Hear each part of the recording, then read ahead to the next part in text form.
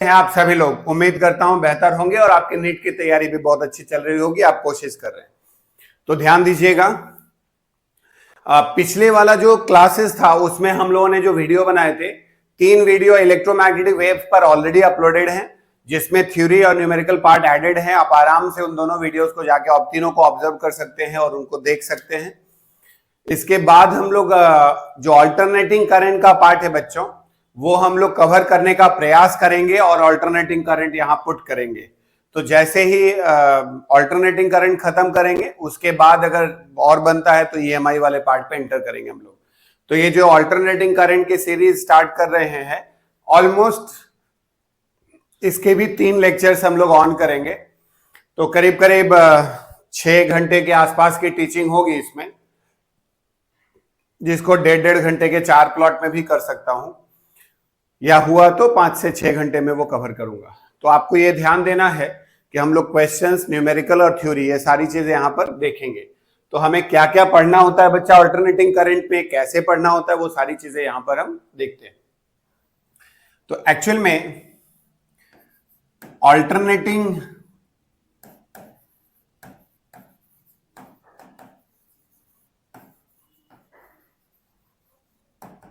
Current नाम का जो आपका जो चैप्टर है, हम इस चैप्टर को यहां पर बच्चों 3 पार्ट्स में स्प्लिट करेंगे, डिवाइड करेंगे।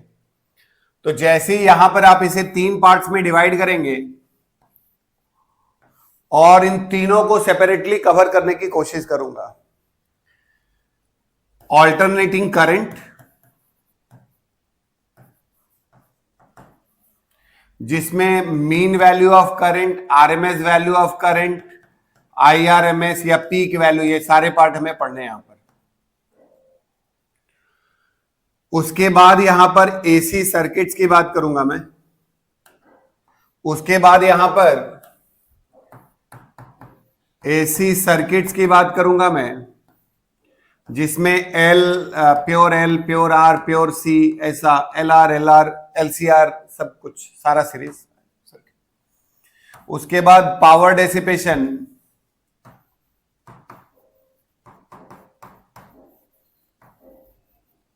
इन एसी सर्किट और ट्रांसफार्मर,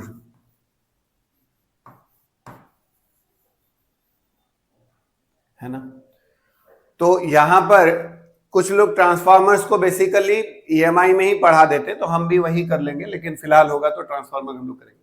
लेकिन हमें यहां पर अल्टरनेटिंग करंट, एसी सर्किट्स और पावर डेसिपेशन, ये 3 सेगमेंट यहां पर अच्छे से बच्चों पढ़ना है। तो अल्टरनेटिंग करंट क्या होता है, या अल्टरनेटिंग ईएमएफ क्या होता है बच्चों? अल्टरनेटिंग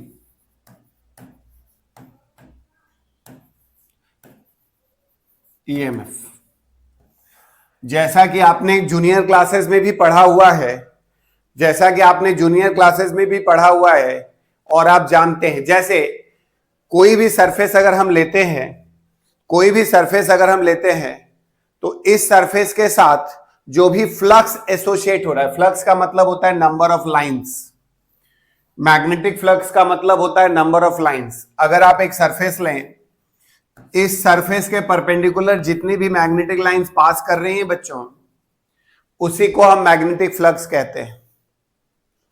तो ये जो फ्लक्स होता है वो मैग्नेटिक फील्ड और एरिया का डॉट प्रोडक्ट होता है, बी डॉट ए बोलते हैं इसे। तो ये जो फ्लक्स है वो फाई बराबर B A cos of theta करके होता है। तो फाई बराबर बी ए कॉस थीटा होता है। तो अगर यहां पर आप फाई बोलते हैं और कॉस थीटा बोलते हैं, तो इसका मतलब बच्चों बी अगर बदलेगा तभी भी फ्लक्स बदल सकता है। मतलब अगर मैग्नेटिक फील्ड एसोसिएटेड है और वो बदल रहा है, तो मैग्नेटिक फील्ड एसोसिएटेड अगर बदल रहा है तभी भी फील्ड बदलेगा। अगर एरिया एसोसिएटेड बदल रहा है तभी भी फ्लक्स बदले, तभी भी फील्ड बदलेगा, फ्लक्स बदलेगा, एरिया बदलेगा तभी भी फ्लक्स बदलेगा। और एंगल बिटवीन बी और A, what is this theta? Theta is nothing but the angle between B and A, B और ए के बीच का एंगल होता है। आप समझे? जैसे मान लो बच्चा ये है आपका कोई सरफेस, ये है आपका कोई सरफेस। तो अगर आपने यहां पर कोई भी एक सरफेस लिया, ऐसे करके कोई एक सरफेस लिया हुआ है ना, तो इसके नॉर्मल जो होता है वो एरिया वेक्टर को रिप्रेजेंट करता है। तो इस प्लेन के जो नॉर्मल होता है, एरिया का डायरेक्शन क्या होता है बच्चा, प्लेन के नॉर्मल। और मैं मान लेता हूं कि मैग्नेटिक फील्ड अगर इस तरफ था, तो एरिया और मैग्नेटिक फील्ड के बीच में एंगल कितना हो गया बच्चा, थीटा। तो अगर आपने कोई भी प्लेन लिया, अगर आपने कोई भी प्लेन लिया और उसे घुमाना शुरू करेंगे, तो एरिया वेक्टर और बी वेक्टर, एरिया वेक्टर और बी वेक्टर, एरिया वेक्टर और बी वेक्टर, एरिया वेक्टर और बी वेक्टर के बीच का एंगल लगातार बदल रहा होता है। तो आप एंगल बदलने का मतलब, अगर आप उसको रोटेट कर रहे हैं और ऐसा रोटेट कर रहे हैं, अगर आप उसे रोटेट कर रहे हैं, तो आइए देखते हैं। जैसे एक एग्जांपल आपको दिख रहा होगा, ये पुली के साथ एक सेटअप दिखाई दे रहा है यहां पर आपको। तो ये आप मान लीजिए ये एक प्लेन है और इसे आप घुमा रहे हैं, तो क्या होगा बच्चों, अगर इसको ऐसे घुमाएंगे तो एरिया मान लेते हैं बी बाहर की तरफ है, मान लीजिए बी क्या है, बाहर की तरफ है। तो बी बाहर की तरफ है, एरिया बाहर की तरफ, घुमाऊंगा तो एरिया और बी के बीच का एंगल बदल रहा है, एरिया और बी के बीच का एंगल बदल रहा है, एरिया और बी के बीच का एंगल बदल रहा है। तो फ्लक्स एसोसिएटेड क्या हो रहा है, बदल रहा है। तो जैसे ही आप इस एरिया को और बी को चेंज करोगे, अगर आपने ये लिया तो ये लिया, एरिया वेक्टर ये है, बी वेक्टर ये है, तो ऐसे घुमा दिया तो एरिया और बी के बीच का एंगल बदल रहा है। तो जब एंगल बदलता है तो फाई बदलेगा, करेक्ट। और जब भी फाई बदलता है, तो जब भी फाई बदलता है, तब उस सिचुएशन में एसोसिएटेड फ्लक्स चेंज होता है और ईएमएफ इंड्यूस होता है। तो आइए जरा देखते हैं बच्चों, यहां पर फैराडे सेकंड लॉ आप जानते हैं, ऐसा नहीं कि नहीं जानते। तो फाई बराबर होता है बच्चों D phi by D T, phi बराबर होता है D phi by D T. तो माइनस ऑफ एन टर्न्स ले लेते हैं और फाई को हम लिखते हैं B A cos of theta. Theta क्या होता है बाबू, theta is the angle between B and A. So theta is the angle between B and A. तो क्या होगा बच्चा, minus of N B A D D, और ये हो जाएगा कॉस ऑफ थीटा का मतलब क्या होगा, ओमेगा टी। डिफरेंशिएट करेंगे बच्चों यहां पर हम, तो ई लिखेंगे हम, तो minus minus plus N B A omega, और कॉस का डिफरेंशिएशन क्या होता है बताइए, साइन ऑफ ओमेगा टी। तो N B A omega sine omega T, chain rule से ये ओमेगा आगे आ जाता है बच्चों, और साइन का कॉस का differentiation minus sign omega T होता है। तो ये आपने लिखा, ठीक है। तो ये जो वैल्यू है ये एम्पलीट्यूड की जगह है, इसी को पीक वैल्यू बोलते हैं। इसका मतलब बच्चा जो ईएमएफ है, जो ईएमएफ आ रहा है, वो भी अपना मैग्नीट्यूड और डायरेक्शन बदलेगा, क्योंकि साइन का कर्व जो है ऐसा ही होता है। तो अगर आप साइन के कर्व की बात करेंगे, तो ईएमएफ अगर साइन के अकॉर्डिंग बदलेगा, तो फिर निश्चित रूप से ईएमएफ अपना साइन लगातार बदल रहा होगा। एक बार वो पॉजिटिव होगा, दूसरी बार वो नेगेटिव होगा, एक बार वो पॉजिटिव होगा, दूसरी बार वो नेगेटिव होगा। इस तरह से यहां पर ये ई नॉट होगा। तो जैसे ही आप इसे लिख रहे हैं, ये हो गई पीक वैल्यू। क्या हो गई बच्चा, पीक वैल्यू। तो ई नॉट को हम बोलते हैं पीक वैल्यू, ये एम्पलीट्यूड है basically, peak value, peak value of E M F, peak value of what, E M F. तो that is nothing but what, जैसे ही आपने कहा E naught, it is equals to N B A omega, and that is the peak value, NBA omega, and that is nothing but simply the peak value, correct। तो बच्चों जैसे जैसे आप omega T बदलोगे, मतलब टाइम बदलता जाएगा, तो EMF का मैग्नीट्यूड भी बदलता जाएगा। जब t बराबर 0 होगा तो साइन 0 0 होता है बच्चा। तो लिखते हैं यहां पर हम, at t equals to 0, at t equals to 0, E is equals to E not, sine of 0 will give you 0। इसका मतलब शुरुआत में कोई ईएमएफ जनरेट नहीं होता। अगर हम at t is equals to t by 4 लिखते हैं, तो EMF is equals to E not sine of omega t. t by 4 का मतलब 2 pi by t into t by 4, sine 91 होता है। तो मैक्सिमम ईएमएफ, तो जब आप 90 डिग्री पे घुमाओगे, तो उस समय ईएमएफ क्या होगा इस सिचुएशन में बच्चा, मैक्सिमम होता है। At t is equals to t, तो E M F will become 0। If I say at t is equals to 3t/4, तो that is E is equals to minus of E naught. क्या होगा बच्चा? Minus of E naught. Now if I say at E equals to t, तो E will be nothing but what? 0. E will be nothing but what? 0.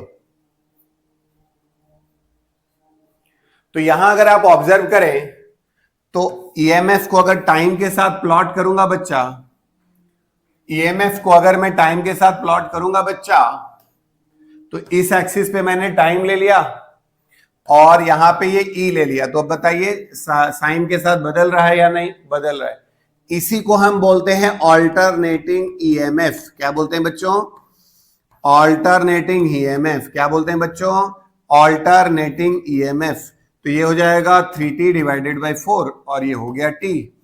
तो इस तरह से जैसे ही आप उसे घुमाओगे, जैसे ही आप उसे घुमाओगे, तो t बराबर 0 पर जो EMF होगा, जैसे ही आप उसे घुमाओगे, E बराबर 0 पर EMF E नॉट के बराबर है, तो t/4 के करस्पॉन्डिंग E नॉट, और जैसे जैसे चेंज करोगे, इसी को हम बोलते हैं ऑल्टरनेटिंग EMF. क्या बोलते हैं बच्चा?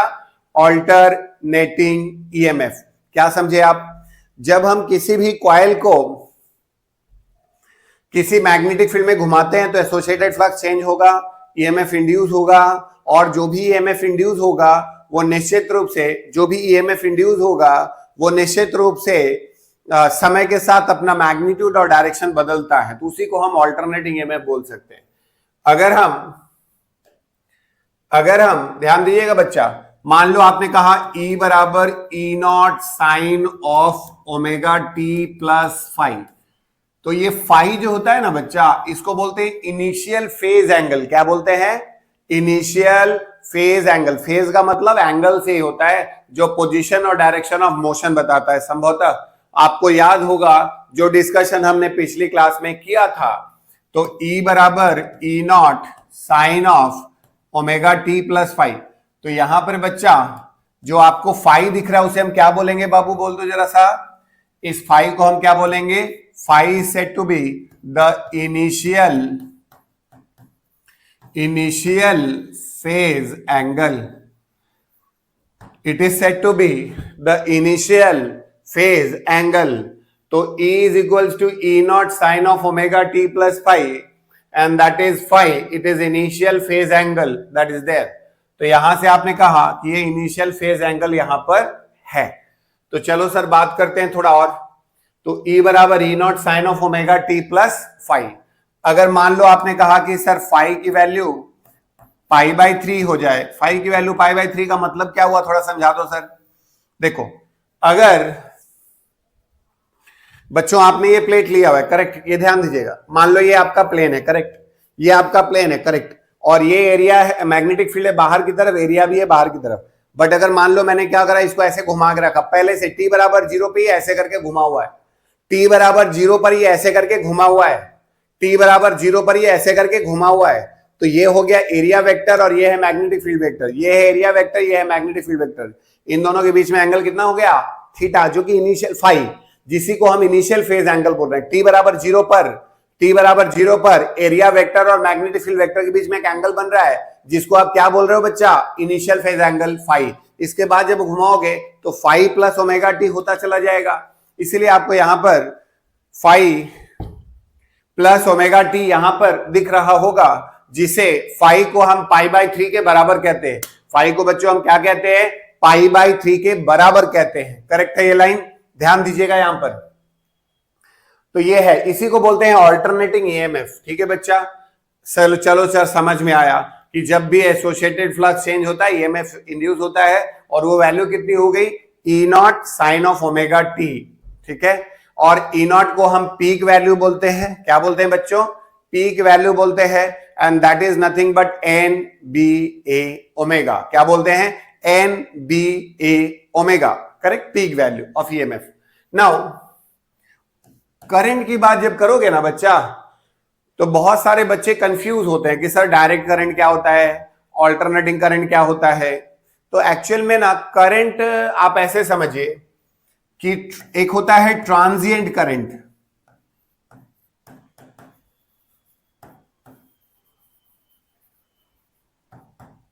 एक होता है ट्रांजिएंट करंट। अब ये ट्रांजिएंट करंट क्या है? A current which changes its magnitude with time, direction remains the same. तो a current which changes its magnitude, which changes its magnitude, a current which changes its what? Magnitude with time,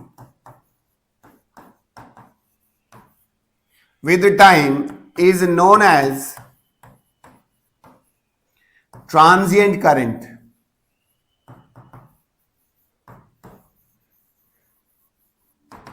एक ऐसा current जो समय के साथ केवल और केवल अपना मैग्नीट्यूड बदलता है, डायरेक्शन नहीं। तो सर इसका मतलब charging and discharging current are the transient current, बोलना हाँ सर यही होता है।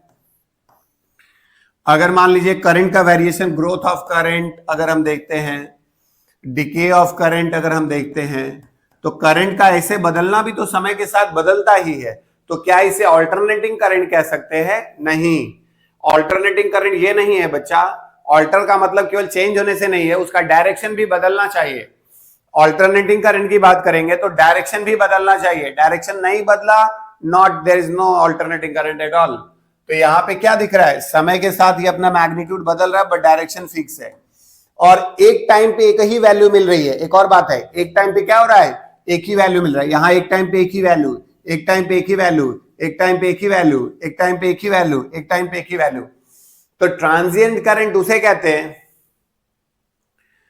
ट्रांजिएंट करंट उसे कहते हैं, ट्रांजिएंट करंट उसे कहते हैं जिसका मैग्नीट्यूड समय के साथ बदलता है, लेकिन एक टाइम पे वैल्यू आपकी अलग अलग ही मिलेगी, रिपीटेशन नहीं होगा वैल्यूज का ट्रांजिएंट में।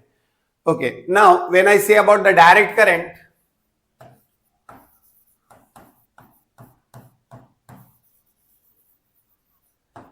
ये यूनिडायरेक्शनल करंट होता है। डायरेक्ट करंट का मतलब हो गया यूनिडायरेक्शनल करंट, जिसका डायरेक्शन एक तरफा होता है बच्चा, यूनिडायरेक्शनल करंट।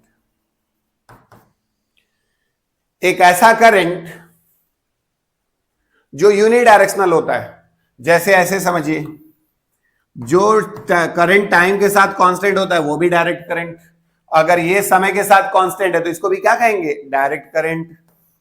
सर इसका मतलब ट्रांजिएंट करंट भी समय के साथ बदल रहा है तो वो भी तो यूनिडायरेक्शनल ही है, वो भी डायरेक्ट करंट। बोले हाँ डायरेक्ट करंट। सर अगर ग्रोथ ऑफ करंट या डिके ऑफ करंट हो रहा है, यूनिडायरेक्शनल है, करंट ने अपना डायरेक्शन नहीं बदला, direct unit directional current, direct current. बोले हाँ। सर अगर मान लीजिए एक तरफा करंट, तो ये भी है सर, तो ये भी डायरेक्ट करंट। हाँ जी ये भी डायरेक्ट करंट। इसे आप ऑल्टरनेटिंग नहीं बोलेंगे, डायरेक्ट करंट ही है बट यूनिडायरेक्शनल है, तो यूनिडायरेक्शनल डायरेक्ट करंट। अगर कुछ ऐसा देख लें आप, तो ये जो दिख रहा है ये भी डायरेक्ट करंट। तो कहने का मतलब ये हुआ कि यूनिडायरेक्शनल जो करंट आपको दिखाई दे रहा है वो आपका डायरेक्ट करंट काउंट होता है। उसका मैग्नीट्यूड कांस्टेंट भी हो सकता है, उसका मैग्नीट्यूड समय के साथ बदल भी सकता है। तो फिलहाल अब अगर हम लोग समझते हैं ऑल्टरनेटिंग करंट क्या होता है, नेटिंग करंट, ऑल्टरनेटिंग करंट ये क्या होता है बच्चों? थोड़ा ध्यान दीजिएगा। Alternating current is basically that type of current in which the magnitude and direction changes with respect to time. एक ऐसा करंट जिसमें मैग्नीट्यूड भी समय के साथ बदलता है, डायरेक्शन भी समय के साथ बदलता है, और वो अपने वैल्यूज को रिपीट करता है पर्टिकुलर डायरेक्शन के टाइम के बाद। सो ऑल्टरनेटिंग करंट में क्या होगा? मैग्नीट्यूड भी रिपीट होगा बच्चा और डायरेक्शन भी रिपीट होगा। क्या रिपीट होगा? मैग्नीट्यूड भी रिपीट होगा और दूसरा डायरेक्शन भी रिपीट होगा। आइए देखते हैं बच्चों। तो जैसे ही यहां पर आप कहेंगे ये वाला पार्ट अगर टी हो गया, ये आई है, तो यहां पे क्या हो रहा है देखिए, a current which is there, you know what, after some time it is repeating its magnitude and direction. तो हर एक सर्टेन टाइम के बाद वो अपने मैग्नीट्यूड और डायरेक्शन को क्या कर रही है? रिपीट कर रही है। इसमें ऊपर पॉजिटिव करंट भी है और दूसरा क्या है? नेगेटिव करंट भी है। तो पॉजिटिव करंट भी है और नेगेटिव करंट भी है। यहां से अगर आप देखेंगे इसे, अगर आप इसे आई ले लेते हैं तो करंट बढ़ रहा है, फिर करंट घट रहा है। तो ये भी क्या है बच्चा, इसको भी हम क्या कहेंगे, बाई डायरेक्शनल करंट। इसमें भी करंट का मैग्नीट्यूड और डायरेक्शन समय के साथ बदल रहा है और रिपीटेशन भी है, तो इसे भी हम कहेंगे ऑल्टरनेटिंग करंट। ठीक है बच्चों, अगर आपने ये लिया, अगर आपने ये लिया कि भैया एक करंट यहां दिखाई दे रहा है, उसके बाद ये करंट यहां दिखाई दे रहा है, ये करंट यहां दिखाई दे रहा है, ये करंट यहां दिखाई दे रहा है, इसका मतलब ये हुआ कि current itself will repeats it's magnitude and direction. कभी कभी ऐसा भी हो सकता है। तो इसका मतलब अगर हम कहते हैं ये हो गया ऐसा ऐसा ऐसा, तो ये भी कौन सा करंट है बच्चा, ऑल्टरनेटिंग करंट। इसको हम बोलेंगे T/2, ये T। तो ये सारे जो आपको दिखाई दे रहे हैं यहां से, सारे ऑल्टरनेटिंग करंट है। कहने का मतलब एक ऐसा करंट जो सर्टेन इंटरवल के बाद अपना मैग्नीट्यूड और डायरेक्शन, एक ऐसा करंट जो सर्टेन टाइम के बाद अपना मैग्नीट्यूड और डायरेक्शन बदल रहा होता है, उसी को यहां पर हम ऑल्टरनेटिंग करंट कहते हैं, है ना बच्चा। अगर आप लोग पीडीएफ, अगर आप नोट्स लिख पा रहे होंगे तो ठीक है, नहीं लिख पा रहे हैं तो आप जो है हमारे टेलीग्राम चैनल पर ऐसा t.me/p6 सर करके है, तो आप इधर ऐसा करके सर्च करेंगे टेलीग्राम पर, तो आपको सारा नोट्स मिल जाएगा, अपडेटेड लेक्चर्स भी मिल जाएंगे, वीडियोस भी मिल जाएंगी, और आपको नए सेट्स भी मिलेंगे, आगे क्लास का अपडेट्स भी मिल जाएगा। तो ये काफी अच्छा रहेगा आपके लिए, आप इसे फॉलो कर सकते हैं। और अगर चैनल अच्छा लगे तो सब्सक्राइब भी करिए, थोड़ा लाइक भी करिए, तो जिससे मैं और बेहतर कर सकूं और अच्छा कर सकूं, निश्चित रूप से चाहूंगा ये, है ना। तो यहां पे आपको दिख रहा है ये ऑल्टरनेटिंग करंट है, ठीक है।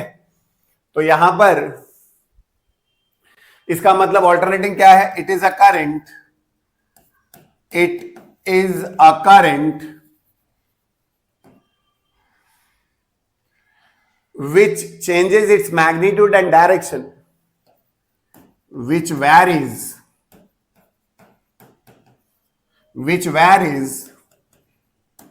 in magnitude and direction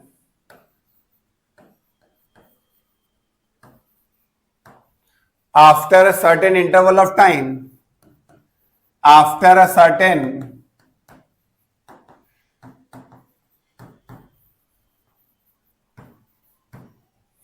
interval of time, after a certain interval of a time, and it repeats its value, and it repeats its value।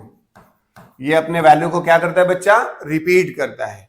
इसी को हम क्या कहते हैं, ऑल्टरनेटिंग करंट। ठीक है बच्चा, तो एक ऐसा करंट जो समय के साथ, तो ऑल्टरनेटिंग करंट बोले सर हमको थोड़ा समझाइए कि डायरेक्ट करंट जो सेल वाला करंट होता है इसमें क्या फर्क है। इसमें जैसे सेल वाले करंट में आपको पता है कि करंट हायर पोटेंशियल से लोअर पोटेंशियल तक लगातार फ्लो हो रहा होता है, लेकिन यहां पे बच्चा ना इंस्टेंटली करंट लगातार अपना डायरेक्शन बदल रहा होता है, सर्टेन फ्रीक्वेंसी के साथ लगातार बदल रहा होता है।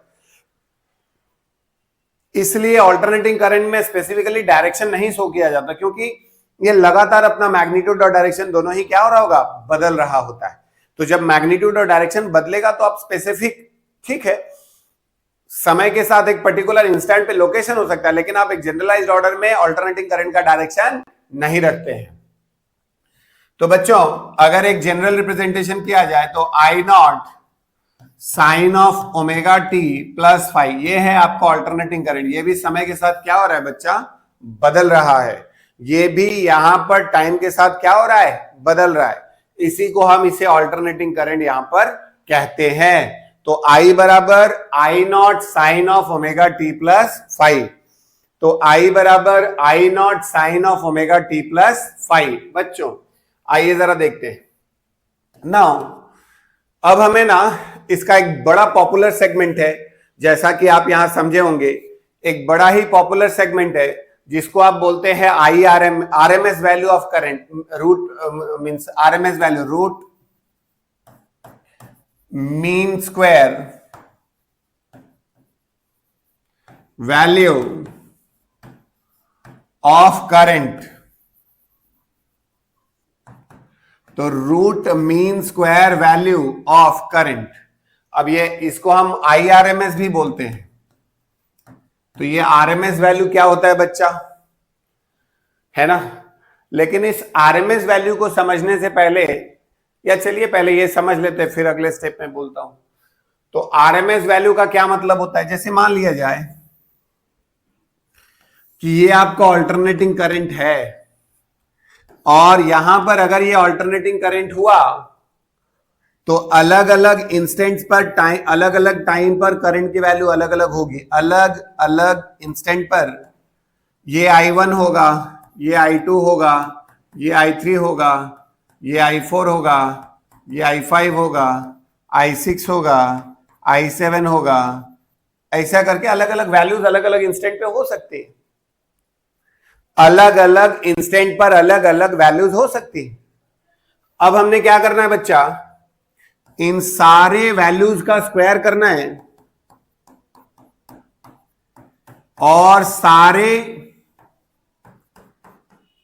इंडिविजुअल वैल्यू को ऐड करके उनका स्क्वायर करके ऐड करना और डिवाइड कर देना, उसी को हम बोलते हैं IRMS। तो root over of I1 square plus I2 square plus I3 square divided by n, so whole root over करेंगे तो IRMS का पता यहां पर चल जाएगा आपको। तो और आप ध्यान दे सकते हो बच्चा, तो IR1 square plus R2 square plus R3 square divided by n will give you IRMS। यहां से हमने ध्यान देना है। तो बट सर ये थोड़ा इम्प्रैक्टिकल सा नहीं है सर कि अलग अलग इंस्टेंट पे अलग अलग करंट कैलकुलेट करेंगे हम, अलग अलग इंस्टेंट्स पे करंट अलग अलग कैलकुलेट करेंगे हम और वहां से निकालेंगे IRMS। तो बड़ा इम्प्रैक्टिकल है ना सर, हर अलग अलग टाइम पे करंट लिखना और उनका स्क्वायर रूट लेकर ऐड करना, ये थोड़ा अलग सा होगा, है ना।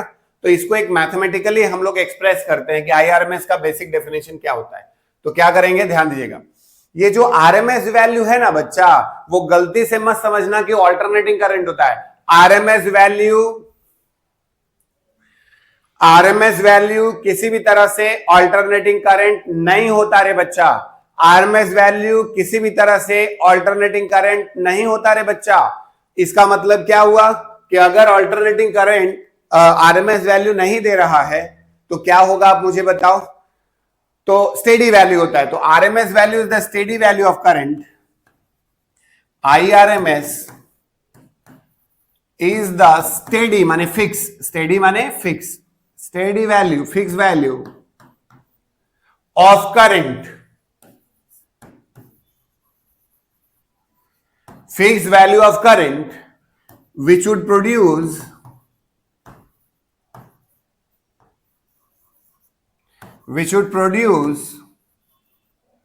the same amount of heat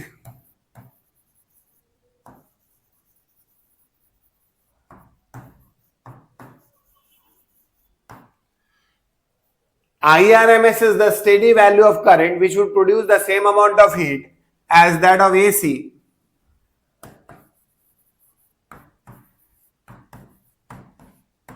माने alternating current allowed to flow through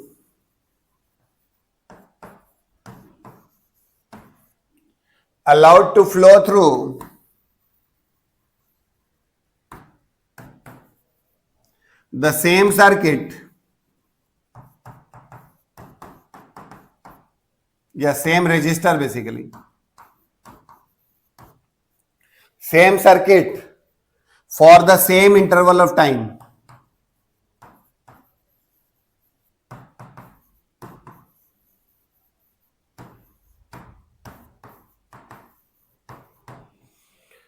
So IRMS is the steady value of current.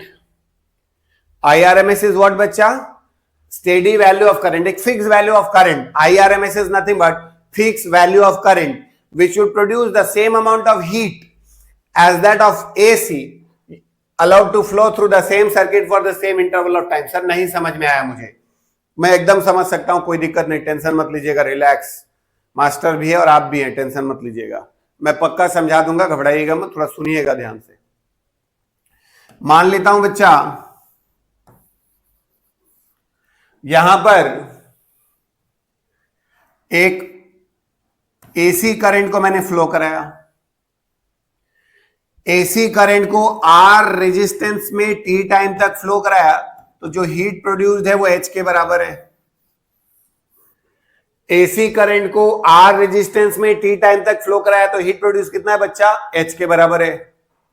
वहीं पर मैंने एक fix value of current, fix माने steady, fix value of current को उसी रेजिस्टेंस में उतने ही टाइम के लिए फ्लो करवाया, तो पता चला हीट प्रोड्यूस वही है। तो ये जो स्टेडी वैल्यू ऑफ करंट है ना, इसी को बोलते हैं एसी का आरएमएस वैल्यू। मैंने ऑल्टरनेटिंग करंट को आर रेजिस्टेंस में फ्लो करवाया, मैंने ऑल्टरनेटिंग करंट को आर रेजिस्टेंस में फ्लो करवाया, टी टाइम तक फ्लो करवाया, जो हीट प्रोड्यूस्ड है वो एच के बराबर है। कितना है बच्चा, एच के बराबर है। तो यहां से अगर हम फिक्स वैल्यू ऑफ करंट को आर रेजिस्टेंस में टी टाइम तक फ्लो कराएंगे तो कितना हीट प्रोड्यूस हुआ, अगर उतना ही हीट प्रोड्यूस हो रहा है, एक तरफ मैं अल्टरनेटिंग करंट को उतना ही टाइम वही रेजिस्टेंस में प्रोड्यूस करवा रहा हूं, तो फ्लो करवा रहा हूं, तो वही हीट प्रोड्यूस हो रहा है, और वहीं पर मैं एक स्टेडी अमाउंट ऑफ करंट को उसी रेजिस्टेंस में टी टाइम तक फ्लो करवा रहा हूं, तो जो हीट है वो कितना है, एच है। तो ये जो फिक्स वैल्यू वाला करंट फ्लो करवाया था ना बाबू उतने ही टाइम के लिए, उसी फिक्स वैल्यू ऑफ करंट को एसी का आरएमएस वैल्यू कहते हैं। एसी का क्या कहते हैं बच्चा, आरएमएस वैल्यू कहते हैं। इसका मतलब ये हुआ RMS value of the fix, RMS is the steady value of the current which should produce what, the same amount of heat, which should produce what, same amount of heat as that of AC allowed to flow through the same resistor for the same interval of time। Correct है ये line. तो आइए देखते हैं, अगर AC से heat produce करवाओगे बच्चा तो क्या होगा, I स्क्वायर R, चूंकि वेरिएबल होता है इसलिए I स्क्वायर dt कर लेगा, और अगर IRMS से हीट प्रोड्यूस निकालना है तो वही हीट प्रोड्यूस होगा, तो IRMS का स्क्वायर इंटू R dt करूंगा तो ये हो जाएगा बच्चा, है ना। देखो ये है एसी करंट वाला बच्चा, जो अल्टरनेटिंग करंट है, ये एसी का हीट प्रोड्यूस्ड है और ये आरएमएस का हीट प्रोड्यूस्ड है, दोनों बराबर होने चाहिए। इसका मतलब बाबू हम क्या लिखेंगे यहां पर, I square D T divided by integration of D T, it is nothing but I R M S, so whole root, so I R M S is what basically, I R M S is what basically I square D T divided by D T whole root, दिमाग में बैठा दीजिए अच्छे से, I square D T divided by D T, I square D T divided by D T. समझ में आया मैंने क्या बोला, कि ऑल्टरनेटिंग करंट ने I square R T formula होता है ना बच्चों। तो I square R D T और यहां पर fix value of current I R M S into R D T. तो जैसे इसे कवर करेंगे तो एक फॉर्मूला आ गया, दिमाग में एकदम बैठा दो बाबू, भूलना नहीं है, भूलोगे तो एकदम गड़बड़ हो जाएगा। I R M S is equals to integration, या इसका स्क्वायर करना है तो I square D T by integration of D T, है ना। तो हम लोगों ने क्या किया कि एक basic definition I R M S को आपको बताया। अभी हम लोग आई आर एम एस के क्वेश्चंस, मीन के डेफिनेशन और उसके क्वेश्चंस बड़े पॉपुलर हैं, अक्सर कई बार एग्जाम्स में आया हुआ है। आप पैकेज वैकेज टेस्ट वेस्ट देंगे तो उसमें टेस्ट सीरीज दीजिए, कुछ भी दीजिए, आपको ये क्वेश्चन जरूर दिखाई देंगे। तो हम लोग यहां पर इस काम को करेंगे। मैं रिपीट कर रहा हूं, अगर आपको पीडीएफ चाहिए होगा तो हमारे टेलीग्राम लिंक पे जाइए, हमने शुरुआत में ही लिखा है, और हमारे चैनल को सब्सक्राइब करें, लाइक करें, जिससे और हम काम कर सकें। तो बहुत बहुत धन्यवाद है आप सभी लोगों का। जरूर टेलीग्राम चैनल जरूर आपको फॉलो करें, जिससे कि हम और भी चीजों आपको आप तक एडिशनली पहुंचा सकें।